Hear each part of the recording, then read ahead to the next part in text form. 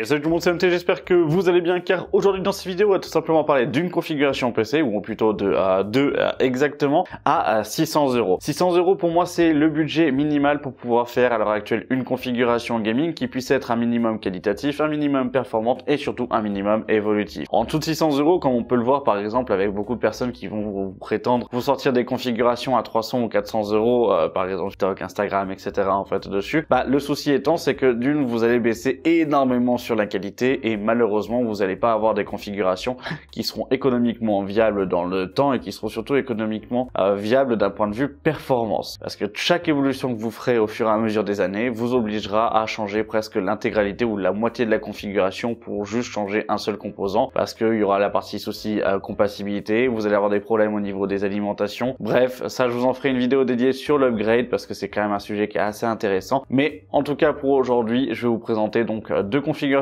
Une configuration à monter soi-même directement avec l'achat sur Amazon, une configuration donc déjà montée à ce moment-là aussi directement donc via Memory PC. Bref, c'est ce que je vous ai préparé aujourd'hui. Donc si vous aimez ce type de vidéo, n'hésitez pas à me le dire directement en commentaire, à mettre un pouce bleu et puis à vous abonner en activant la cloche de notification pour être au courant de toutes les prochaines vidéos. Et puis du coup je vous laisse vous servir votre meilleur petit café des familles directement et on se retrouve directement sur mon PC pour la présentation de la première configuration. C'est parti. Donc pour la première configuration, on est donc là à l'heure actuelle sur un processeur de chez Intel. Clairement, ça va être du coup le premier en fait sur lequel on va partir parce que c'est celui qui va nous permettre d'avoir finalement le plus de performance pour la partie tarification. Aujourd'hui, en promotion, vous avez le Intel 12100F qui est à 74 €, donc 73,94 exactement. Donc ça, c'est quand même assez sympathique. Ce processeur vous permet de pouvoir jouer du coup sans trop de problèmes. On peut attaquer la partie stream, c'est pas l'idéal clairement. Donc là, on va pas vraiment en fait aller chercher ce type de produit là pour pouvoir en fait streamer. Mais sinon ça reste quand même assez viable d'un point de vue performance et là on reste ok. Et maintenant pour la carte mère, on est sur une Gigabyte avec une B760M Gaming X DDR4. On est sur la version donc micro ATX qui suffira largement. En termes de qualité, c'est pas du coup les meilleures cartes mères, je tiens à vous le préciser. Cependant pour un i3 elle fera largement le taf. En termes de fiabilité, bon ça reste à voir au fur et à mesure, mais sinon ça reste quand même largement ok. L'équipement est faible dessus dans le sens où vous avez quand même un petit peu d'USB, mais c'est pas non plus en fait la folie. Voilà,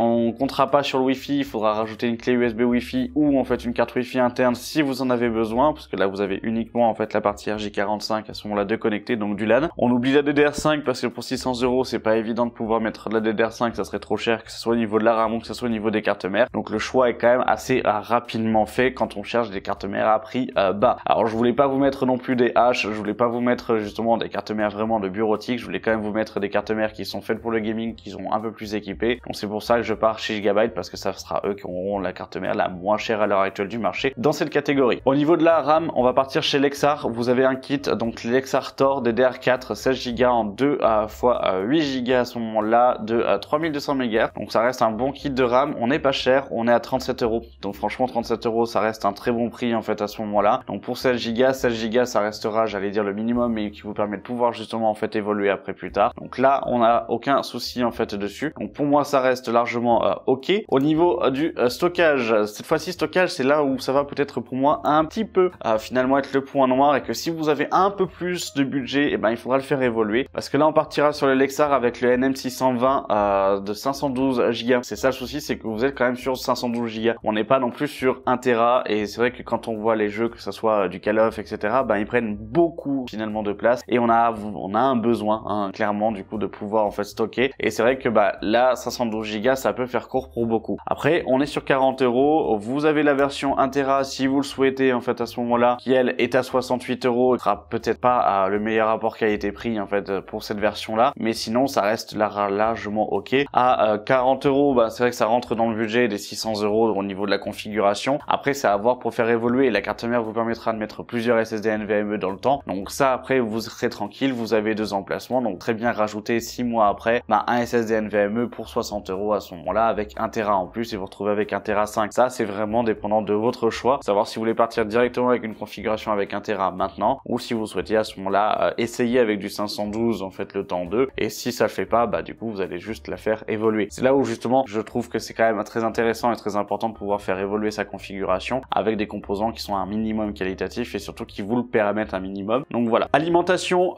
MSI, donc la A650BN, c'est une une alimentation non modulaire, hein, donc on a une alimentation classique, on est sur du 80 plus bronze, donc on n'est pas sur une gold. Vous avez 50 garanties, donc ça au moins ça sécurise. On est à 55 € à l'heure actuelle. Ça reste une très bonne alimentation. Elle suffira au niveau de la partie capacité de pouvoir justement tout alimenter. Donc là en fait on est tranquille. Ça reste pour moi en fait une bonne alimentation, donc aucun souci par rapport à ça. Au niveau du boîtier, je vais vous conseiller le MSI MacForge 120A Airflow. Alors pourquoi je vous conseille celui-ci? Simplement parce que vous avez une façade qui est 100% en Airflow. Vous avez la possibilité de mettre du water cooling en top si vous le souhaitez pour l'évolution plus tard, qu'il est fourni avec les 6 ventilateurs RGB, que tout est contrôlable directement en fait à ce moment-là. Vous avez clairement pour un prix de 65 € l'un des meilleurs boîtiers d'un point de vue équipement. Donc pour moi, pour une configuration entrée de gamme justement à 600 €, clairement ça reste vraiment un boîtier qui est très intéressant. Alors là la configuration fera peut-être un peu petite à l'intérieur parce que ça reste un boîtier donc en format ATX. On est sur un PC donc il y a un boîtier de moyenne tour. Par contre la carte mère que je vous ai sélectionnée, on est sur une carte mère micro ATX, donc d'un point de vue visuel ça fera un peu petit à l'intérieur, mais malheureusement le budget veut aussi du coup en fait cet équilibre, et je préfère partir sur ce boîtier là parce que lui par exemple comme je le disais, dans 2 ou 3 ou 6 mois ou 9 mois, si par exemple vous souhaitez changer le processeur, partir sur je sais pas moi un i5 de 13e gen parce que la carte mère vous le permettra, et y mettre un water cooling en fait dessus, ça vous pourrez le faire. Le boîtier sera pas limitant parce que c'est assez haut pour pouvoir le faire. Vous avez tous les ventilateurs de fournis, donc ça vous permet aussi d'avoir un bon airflow dès le départ de votre configuration, et là vous serez pas limité. Donc à 65 € pour moi ça reste vraiment un très bon choix, et ça serait l'un des choix pour moi qui est le plus pertinent en fait à l'heure actuelle sur le marché. Et maintenant on passe à la carte graphique. Carte graphique, il n'y a pas non plus énormément de solutions. On restera chez AMD avec donc une XFX, les Swift 210 avec les RX 6600. Donc 8 Go, ça reste encore de très bonnes cartes graphiques pour la 1080p, ça reste vraiment du coup en fait de bonnes cartes. Donc ça vous pouvez y aller à 226 €, elles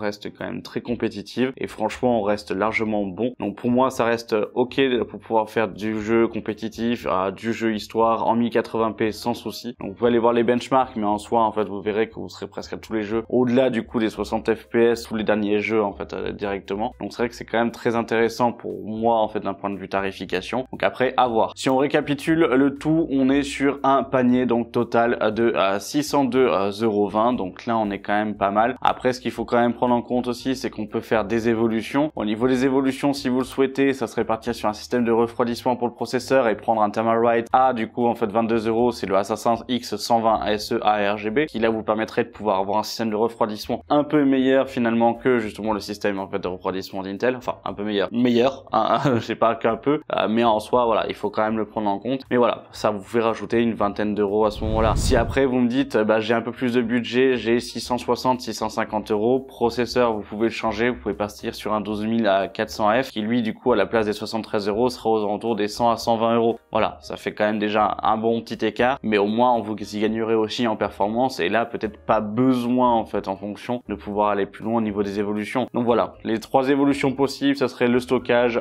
vous mettre à ce moment-là du coup un système de refroidissement plus performant sur le processeur, et faire une upgrade du processeur qui seront peut-être les premières choses à faire tant pour cette configuration. Cette configuration là, vous devez la monter vous-même. Voilà. Mais si vous souhaitez ne pas la monter, si vous souhaitez partir directement sur une machine qui soit directement montée avec la partie installation entièrement faite, et on va partir chez Memory PC. Memory PC propose une machine qui est à peu près similaire à l'heure actuelle, mais sauf qu'au niveau du processeur, on passe sur un AMD Ryzen 5, donc 5500, qui va être un peu moins performant en fait à ce moment-là que celui que je vous ai proposé juste avant, donc avec le i3. Mais vous avez 16 Go en DDR4, on est toujours sur une 6600, vous avez 500 Go de SSD toujours en NVMe, et c'est là où on va avoir 2-3 petites choses qui vont devoir changer, parce que là cette configuration là elle est à moins de 600 €, vous êtes à 533,45 € pour une configuration qui est montée et installée. Donc c'est vrai que là par contre c'est quand même très intéressant. Par contre ce que je vais vous proposer pour 600 €, c'est de faire 2-3 petites modifications. Parce que le boîtier, on a un Aerocool Rift, clairement c'est pas ouf. Franchement je suis pas du tout fan en fait, soit d'un point de vue qualité ou que ce soit d'un point de vue évolution. Moi ce que je vous proposerais c'est directement de prendre un Fractal Design Focus 2 RGB par exemple. Au moins là vous allez avoir un boîtier qui aura une qualité supérieure. On va se retrouver avec un boîtier aussi qui physiquement du coup pourra vous durer beaucoup plus longtemps, et en termes de tarification, même si on y rajoute 40 €, on reste sur 577 € à ce moment-là. Autre chose, c'est l'alimentation qu'on va changer. L'alimentation, elle, hop, on va directement la changer. On va partir à chez Be Quiet. Vous prenez une 650 watts avec une System Power 10. Vous vous retrouvez à 600 € et 81 centimes. Et là, clairement, déjà, on a au moins un côté qualité quand même bien augmenté à ce moment-là. Au niveau de la partie SSD, alors là, vous voyez que c'est un Data XPG Gaming. C'est pas les meilleurs SSD qualité en fait en soi. On peut changer, vous pouvez clairement du coup en fait changer pour pouvoir aller sur en fait un NV2 à ce moment-là, ou en fait directement pour 18 € de plus, donc une vingtaine d'euros, partir sur un NV2, mais cette fois-ci d'1 Tera. Donc on serait à 618 € pour cette configuration. Après, qu'est-ce que je vous conseillerais de changer en dernier? Ça serait la carte mère. Sauf que la carte mère, dès le moment où vous voulez changer, vous allez vite payer cher pour pouvoir avoir une qualité qui soit en fait un peu supérieure. Et là, ça va être avec MSI, vous avez la B550A Pro ou en fait à ce moment-là la Tomahawk qui seront compatibles. Sauf que là, c'est entre 40 et 50 € de différence. Donc là, on rapproche plus des 700 € en fait à ce moment-là. Mais ça va vraiment dépendre de votre budget. Donc moi aujourd'hui, clairement sur ces deux configurations, que ça soit du coup sur celle de Memory PC, et vous savez ce que j'en pense en soi, parce que du coup Memory PC, même s'ils achètent en gros etc en fait dessus, là ils ont l'avantage de pouvoir faire une configuration pas chère, et l'avantage de faire une configuration surtout qui soit équilibrée et qui vous permette de pouvoir avec les modifications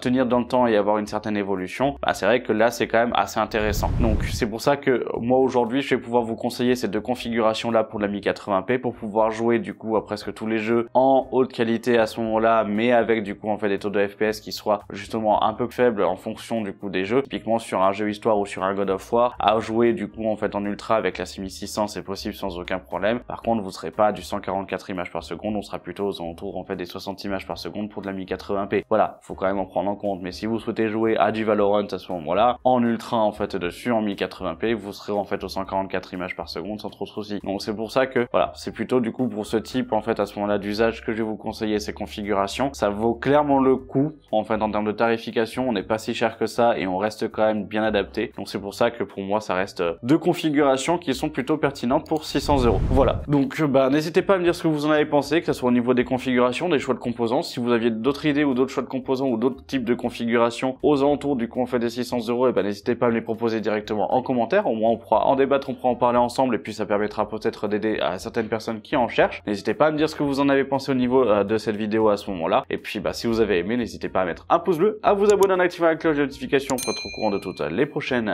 vidéos. Et puis je vous remercie d'avoir regardé la vidéo jusqu'à la fin. Je vous dis à la semaine prochaine pour une vidéo tech sur la chaîne. C'était MT. Salut!